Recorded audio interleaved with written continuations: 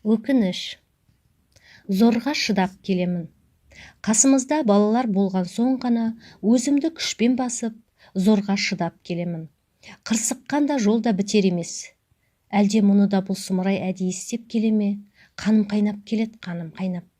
Оған айтар әр сөзімді іштей қайталап, айтып жатқан кезімді көз алдыма елестетіп, дайындалып келемін. Төзе алар емеспін. Осы бір қылықтарына төзе алар емеспін. Содан арасында оған жалт қараймын. Ішке жиналғанның бәрін лақ еткізіп келіп оқталамын да, артта отырған балалар есіме түскен соң тістеніп, кері шегініп, қайта терезеге қараймын.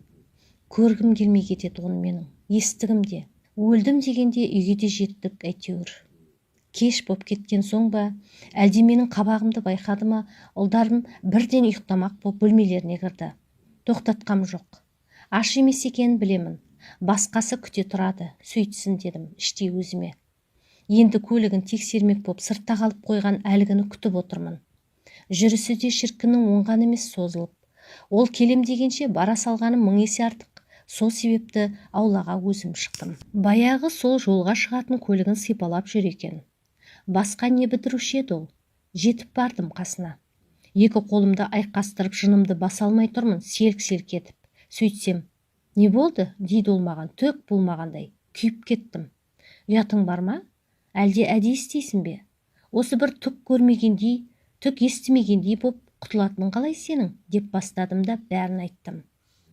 Жұмыстан шаршап жүрсем де, барғым келмесе де, бүгінгі мына қайнапкенің туған күніне барғанымды, ел қатарлы асқада отырмай шапқылап кісі күткенімді, өзім тақпаған сырғаны соған сый болсын деп ала барғанымды, қонақтармен бірге кетпей соңғы қасығына дейін жуып шайып қызмет қып кеткенімді бірінде ұмытпадым. Сонда оны маған айтқан рахметі қане? Қайдағы рахмет? Керісінше өзіңе тиіседі ғой. Соны айтып жатсам, бағанадан мені мелшиіп үнсіз тыңдаған бай, не деп қойды сонша? Дегені бар емес пе? Жек көремін осы мінезін.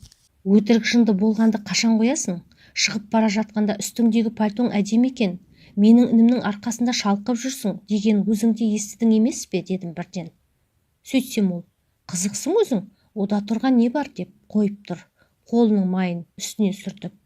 Қайсысы көбірек шамыма тиген ұқпадым. Бәсе, бұл әңгіме қайдан шығып жүр десем, сыртымнан бәрің солай деп жүрген көрінесіңдер ғой. Кедейден қыз алып жарылқап отырмыз дейсіңдер ме? Жетісіп, дедім өшіге қарап. Не айтып тұрсың, деді ол, сонда қатқыл үнмен. Өткеннен мен қорқа қоятындай. Мені олай басынбай-ақ қойыңдар, сендер болмасаңдар да өлмесем. Сен тапқан ақшаны қазір мен де тауып жатырмын. Ол менің киімімді түгендемесін деп қанша жылдан бері іште жатқанымды айтып салдым. Аң-таң көрінді ол. Дәл бір шынымен-ақ мұның бірін білмейтін кісідей. Саған не көрінген? Шала бүлініп. Жоқ жерден дау шығарма. 3-те жолға шығып кетуім керек. Ең болмаса 2-3 сағат ұйықтап алайын. Әңгімені көбейтпеш деп бұрылып үйге қарай бет алды. Ұйқы десе албасты барын берет. Менің жүрегімнің жұлма-жұлмасын шығарғандармен ісі жоқ. Мен де оны аяғам жоқ. Демалмаса демалмай қалсын. Мені кім аяп жатыр? Осы сен апталап, жолда жүріп, үй көрмей, тапқан табысыңның бір бөлігін өзіне беріп отырғанымызды неге айтпайды? Айтқыш болса. Мен қатты болсам, ол сол ақшаның шетінде көрмес еді ғой. Енем қалып, енді қайнапкенің сөзін естігенім жетпей тұр еді, деп қойып қалдым соң. Маған сонда жалт қараған ол. Қатира, қатты кетіп барасың. Шешемнен не жамандық көрдің? Кеткен адамның мазасын алма. Қой енді, дейді дәл бір солай үркіткісі келетіндей басыңқы дауыспен. Ал мен шыдап та, қорқып та болып қойғам. Тойып та кеткем. Қасына жетіп бардым да. Өз шешеңе сөз тисе едірейіп шыға келесің. Не, солай етсем әуелі ұратын түрің бар ғой. Ұр. Мен де біреудің баласымын. Мен де біреуге шешемін деп атқақтадым. Сөйтсем бұл кәдімгідей мені ұратын адамдай қоясың ба жоқ па деп жоғары көтере ұстаған алақанын сумаңдатып қояды. Жүрегім ауырып кетті. Жетпегені енді осы еді. Есірейін деген екенсің. Ыстық суықтың бәрінен бірге шықтым. Балаларыңды өсіріп жатырмын. Жағдайың сәл түзеліп еді, енді ұрайын дедің бе деп екі көзге ерік бердім. Жек көріп кеткендей болдым өзін. Ол болса беті бүлк етпей әлі қарап тұрмаған. Көргім келмейді сені дедім. Кет, келмесең де болады. Сенсіз де күнімді көре аламын. Маған еш нәрселеріңді міндетсінбей-ақ қойыңдар. Балаларды сенсіз-ақ жеткіземін. Көзіме көрінбеңдер. Әпкең де өзің де құрыңдар деп ағыл-тегіл жылап үйге кірдім. Оның соңымнан әлденелерді айтып жатқанына да құлақ түргем жоқ. Қасына да жатудан жиреніп, бірден ұлдардың бөлмесіне кірдім. Сөйтіп, еденге көрпе төсеп алып, өксігімді баса алмай біраз дөңбекшіп жатқан соң ұйқыға кетіппін. Арада қанша уақыт өткені белгісіз, есік қаққандай көрінді. Ұшып тұрдым. Таң атып қалыпты.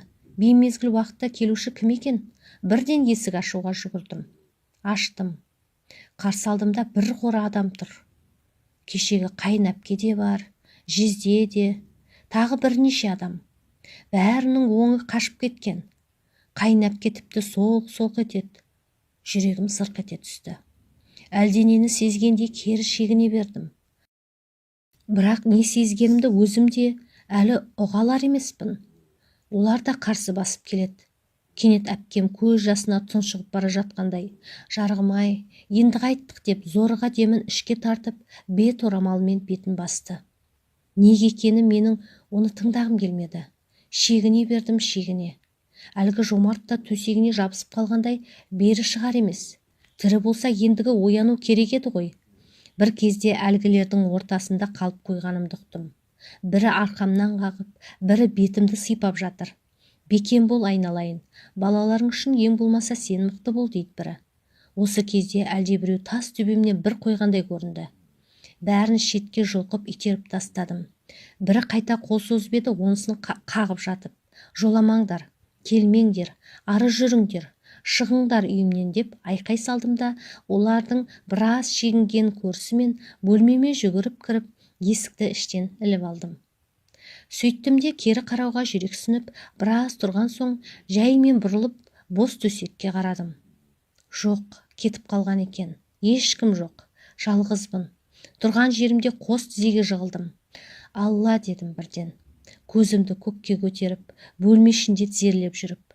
Алтыным, мейірімдім, рақымы мол, қайырымды, жақсы Аллам, жалынайын, жалбарынайын, қаласаң құлың боп кетейін.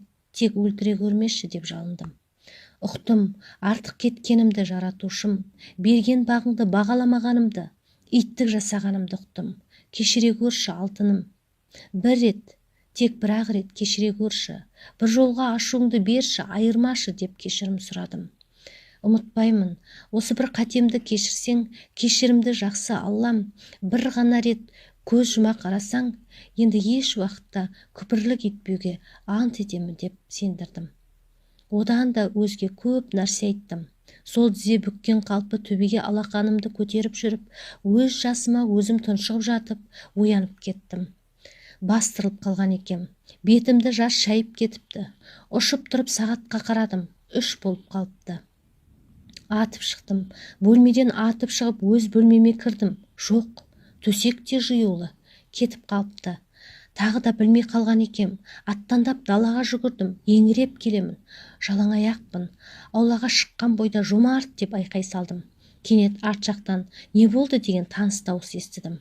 Аладан балын киген жомартым қиралаңдай әжетханадан шығып келеді екен. Тоқтамадым. Алып ұшып қасына жеттім де мойын қапсыра құшақтадым. Еңкілдеп тұрмын. Сора-сора болып. Оның не? Не боп қалды? Біреу қоңырау соқты ма? Тыныштық па деп. Онымнан шошынған ол. Мен жай басымды шайқай бердім.